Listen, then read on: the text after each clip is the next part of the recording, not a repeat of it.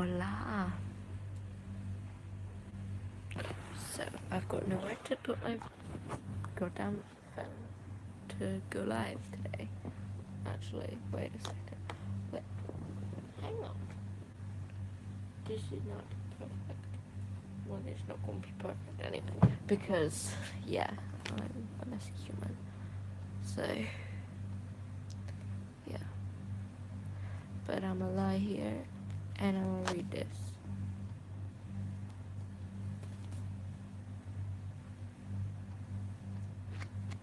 I've got 2 out of 5 books. So, yeah, and I've never read them.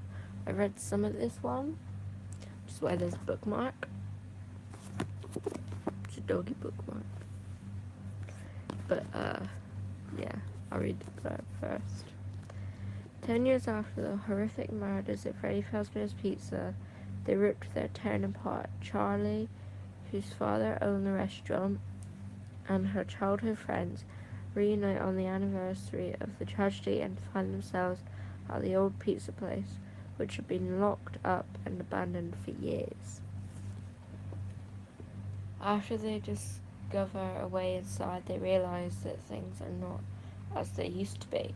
4 adult-sized animatronic mascots that once entertained patrons have changed. They now have a dark secret and a murderous agenda.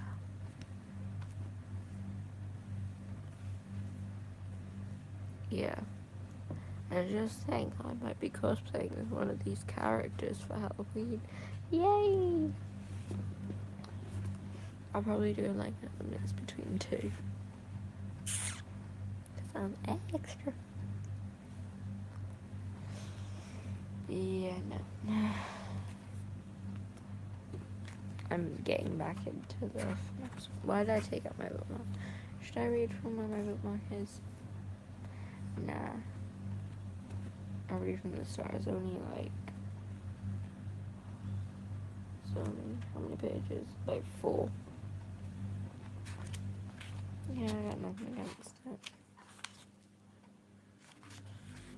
Chapter 1. He sees me. Charlie dropped to her hands and knees. I can't speak English. It may sound like I've got a blocked nose, but I don't. It's just I've got a sore throat, and my mother doesn't know. But yeah, I've got a bit of a sore throat.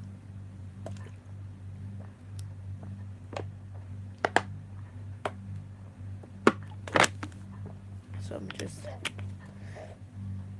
pardon me, I'ma just live, hopefully. Live with it. You're currently stood up by my pajama top, scrunched into a ball, and my phone is currently leaning against it. Yay for YouTube. Making me do stupid things. Anyway. Other way out was past the thing. She wasn't fast enough to make it.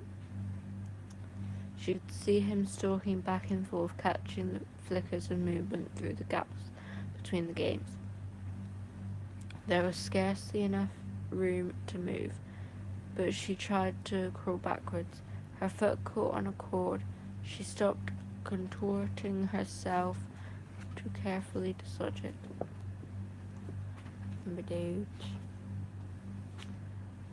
She heard the clash of metal on metal, and the farthest console rocked back against the wall. He hit it again, shattering the display. Then attacked the next, crashing against them. Almost rhythmically.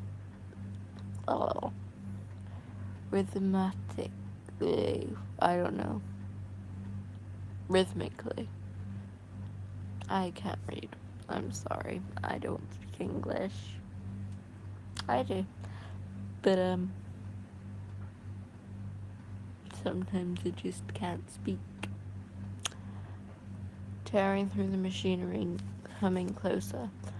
I have to get out. I have to. The panic thought was of no help. There was no way out. Her arm ached and she wanted to sob aloud. Blood soaked through the tattered bandage, and it seemed as though she could feel it draining out of her. The console a few feet away crashed against the wall, and Charlie flinched. He was getting closer. She could hear the grinding of gears and the clicking of servos ever louder. Eyes wide, she could still see the way he looked at her, see the matted fur and the exposed metal beneath this synthetic flesh. Suddenly, the console in front of her was wrenched away. It toppled over, thrown down like a toy. The power cords beneath her hands and knees were yanked away, and Charlie slipped, almost falling. She caught herself and looked up, just in time to see the downward swing of a hook. Welcome to Hurricane, Utah. Charlie smiled. Riley? I don't know. I can't read this word. I'm sorry, I'm only 13. I'm sorry, I can't read words like this. At the sign and kept driving. The world didn't look any different from one side of the sign to the other, but she felt a nervous anticipation as she passed it. She didn't recognize anything. Then again, she hadn't really expected to. Not this far at the edge of town, where it was all highway and empty space. Blah blah blah. She wondered what the others would look like now. I gotta read that sentence again, haven't I? She wondered what the others would look like, who they were now. 10 years ago, they'd been best friends, and then it happened, and everything ended, at least for Charlie. She hadn't seen any of them since she was 7 years old. They had written all the time as kids, especially Marla, who wrote like she talked, fast and incoherent. I said that word right. But as they got older, they had grown apart. The letters had grown fewer and further between, and the conversations leading up to this trip had been perfunctory and full of awkward pauses. Charlie repeated their names as though to reassure herself that she still remembered them. Marla, Jessica, Lamar, Carlton, John, and Michael. Michael was the reason for this trip. After all, it was 10 years since he died. 10 years since it happened. By now his parents wanted them all together for the dedication ceremony. They wanted all his old friends there. When they announced the scholarship they were creating in his name, Charlie knew it was a good thing to do, but the gathering still felt slightly... Scott Cawthon, why do you have to make such complicated words? Like complicated storyline and games? I don't know, maybe he's just a complicated dude.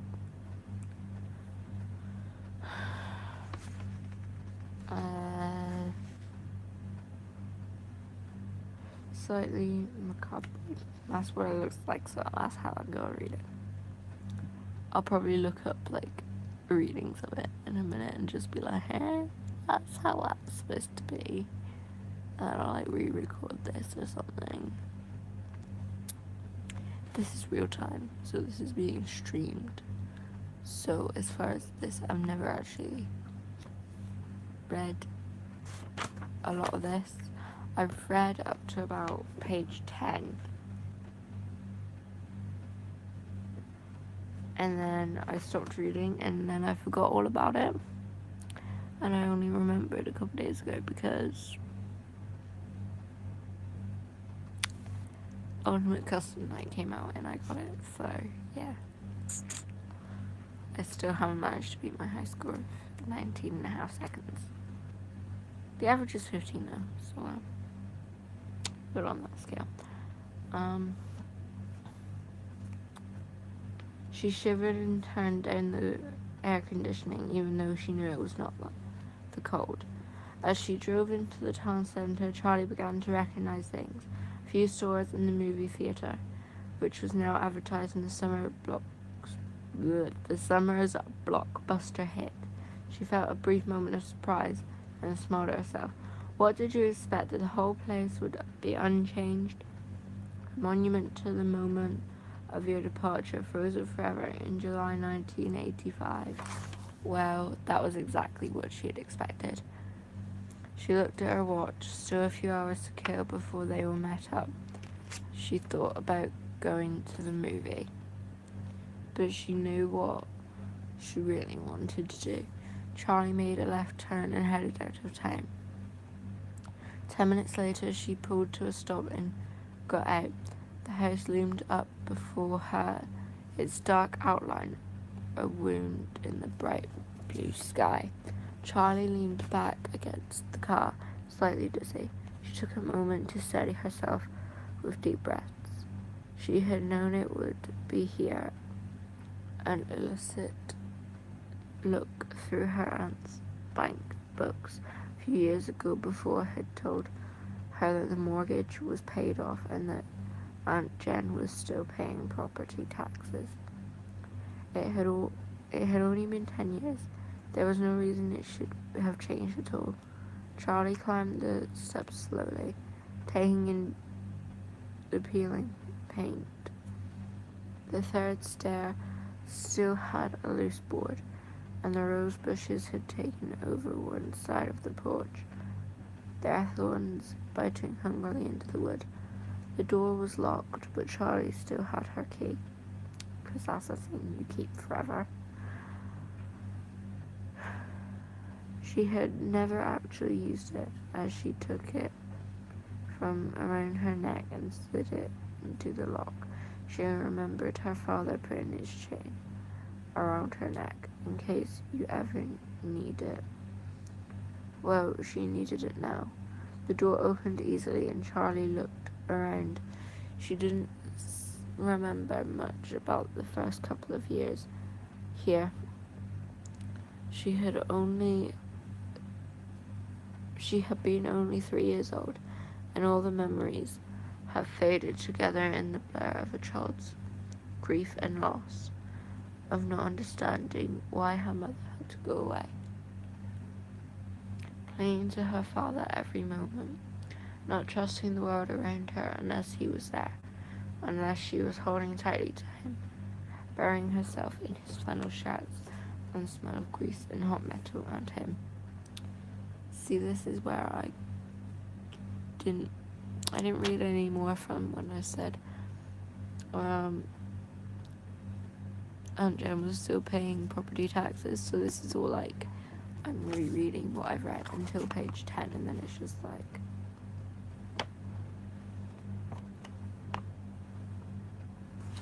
and then it's all like new stuff.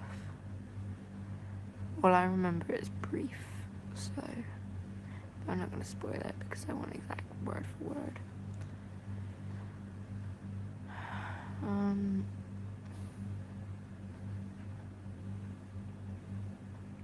The stairs stretched straight up in front of her, but she did not move directly to them. Instead, she went into the living room, where all the furniture was still in place.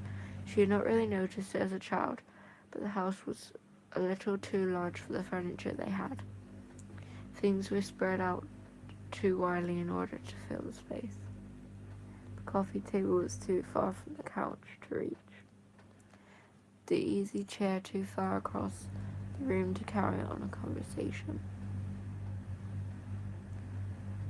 There was a dark stain in the wooden floorboards near the center of the room. Charlie stepped around it quickly and went to the kitchen, where the cupboards held only a few pots, pans, and dishes.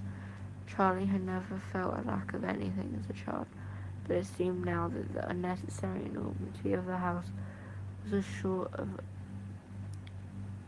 of apology. the attempt of a man who had lost so much to give his daughter what he could. He'd always had a way of overdoing whatever he did. The last time she was here, the house had been dark and everything felt wrong. She was carried up the stairs to her bedroom, although she was 7 years old and could have gone quicker on her own 2 feet. Yeah, I'm pretty sure at that time at 7, I was in school, so yeah, that is enough. Like, you don't need to be carried that early, cause like, yeah, I didn't have to go upstairs when I was 7 in school, but I did it at my nan's house. I think the first time I went upstairs was probably when I was like 2. I don't know. Anyway, enough about me. More on the book. I need more water. My throat is dying.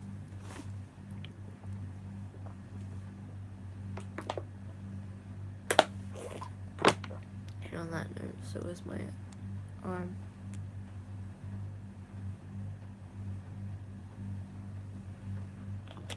Just why I'm barely using it. And I'm mainly using my left one.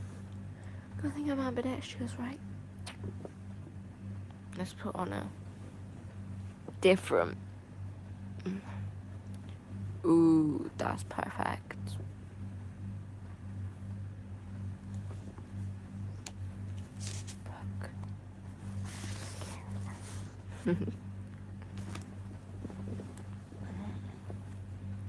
One day I've got to figure out how to edit. Because it's really annoying me that I can't edit. Oh well.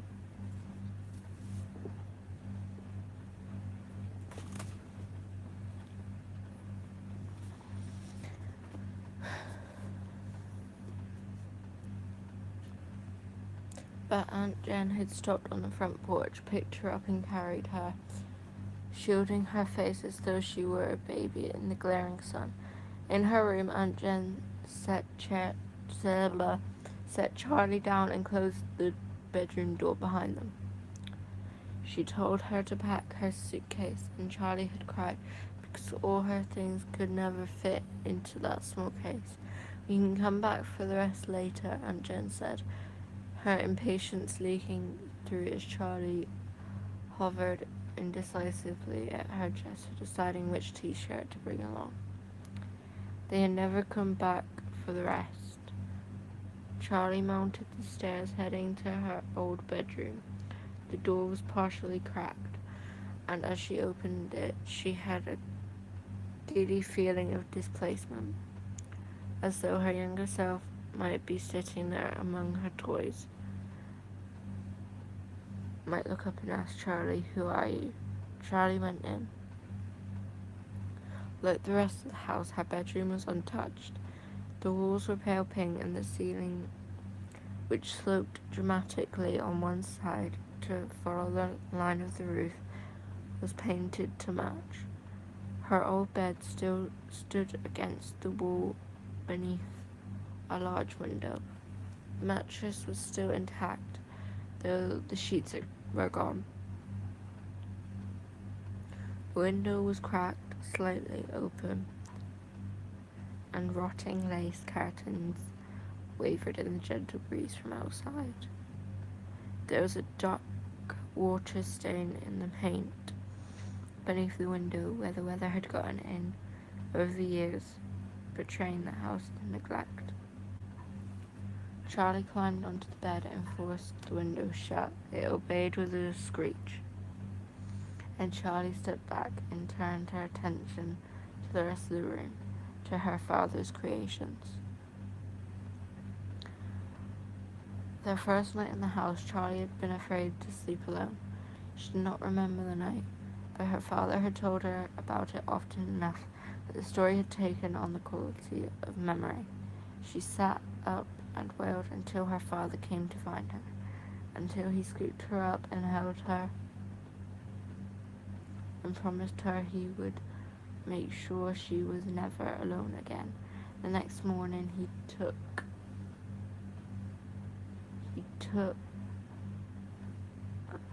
hang on. He took her by the hand and led her to the garage, where he set to work keeping that promise. The first of his inventions was a purple rabbit. Now, when I first read that, I thought Bonnie, but keep listening. Now grey with age from years of sitting in the sunlight, her father had named him Theodore, not Bonnie. He was the size of a 3-year-old child, her size at the time, and he had a plush fur, shining eyes, and a dapper red bow tie. Looks a lot like Bonnie, right? Well, sounds a lot like Bonnie. He didn't do much, only waved a hand, tilted his head to the side, and said in her father's voice, "I love you, Charlie." But it was enough to give her a night watcher, someone to keep her company when she could not sleep. Right now, Theodore sat in a white wicker chair in the far corner of the room. Charlie waved to him, but not activated. He did not wave back. After Theodore, the toys got more complex. Some worked and some did not. Some seemed to have permanent glitches, while others simply did not appeal to Charlie's childish imagination. She knew her father took those back to his workshop and recycled them for parts, though she did not like to watch them be dismantled. But the ones that were kept, those she loved, they were here now, looking at her expectantly, smiling. Charlie pushed a button beside her bed. It gave way stiffly, but nothing happened. She pushed it again, holding it down longer, and this time, across the room, and with the weary creak of metal on metal, the unicorn began to move. The unicorn, Charlie had named him Stanley. For some reason, she could no longer remember. Was made of metal and had been painted glossy white. He trundled around the room on a circular track, bobbing his head stiffly up and down. The track squealed as Stanley rounded the corner and came to a stop beside her bed. Charlie knelt beside him on the floor and patted his flank. His glossy paint was chipped and peeling, and his face had given over to rust. His eyes were lively, gazing out of the decay. "You need a new coat of paint, Stanley," Charlie said. The unicorn stared ahead, unresponsive. At the foot of the bed there was a wheel, made of patched together metal. It had always reminded her of something she might find on a submarine. Charlie turned it. It stuck for a moment, then gave way, rotating as it always did. And across the room, a small closet door swung open. Out sailed Ella on her track, a child-sized doll bearing a teacup and saucer in her tiny hands, like an offering. Ella's plaid dress was still crisp, and her patent leather shoes still shone. Perhaps the closet had protected her from the damage of the damp. Charlie had had an identical outfit back when she and Ella were the same height. "Hi, Ella," she said softly. As the wheel unwound, Ella retreated to the closet again. the door closing behind her. Charlie followed her. The closet had been built to align with the slant on the ceiling, and there were 3 of them. Ella lived in the short one, which was about 3.5 feet tall. Next to it was one a foot or so taller, and a third, closer to the bedroom door, was the same height as the rest of the room. She smiled, remembering. "Why do you have 3 closets?" John had demanded the first time he came over. She looked at him blankly, confused by the question. "'Cause that's how many there are," she said finally. She pointed defensively to the littlest one. "That one's Ella's anyway," she added. John nodded, satisfied. Charlie shook her head and opened the door to the middle closet, or tried to.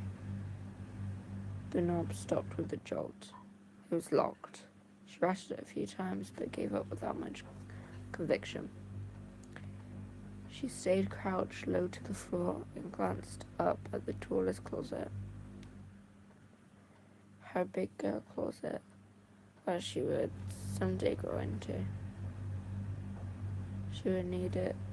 "You won't need it until you're bigger," her father would say. But that day never came. The door now hung open slightly, but Charlie didn't disturb it. It hadn't opened for her. It had only given way to time. As she moved to stand, she noticed something shiny, half hidden under the rim of the locked middle door. She leaned forward to pick it up. It looked like a broken off piece of a circuit board. She smiled slightly. Nuts, bolts, scraps, and parts had turned up all over the place once upon a time. Her father always had stray parts in his pockets. He would carry around something he was working on, set it down, and forget where it was. Or worse, put something aside for safekeeping.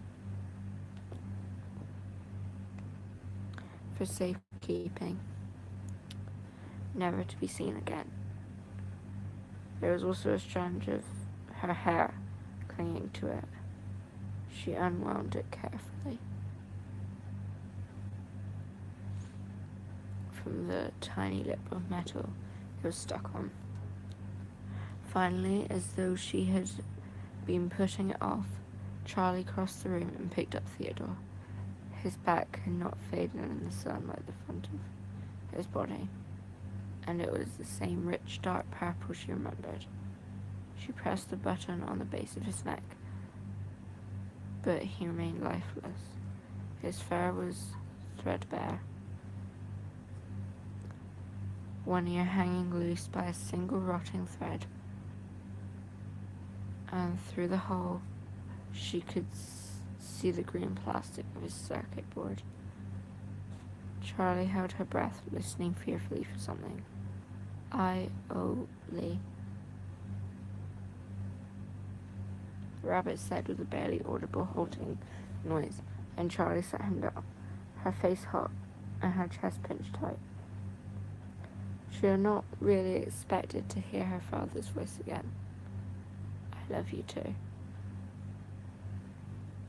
I believe this episode of this here, mainly because my phone's about to die, but also because, not just because my battery's gonna die, but also because I want to read a slight bit more in my own time, just so I get a better remembrance of it, and then I'm gonna continue from where I left off. So, bye guys.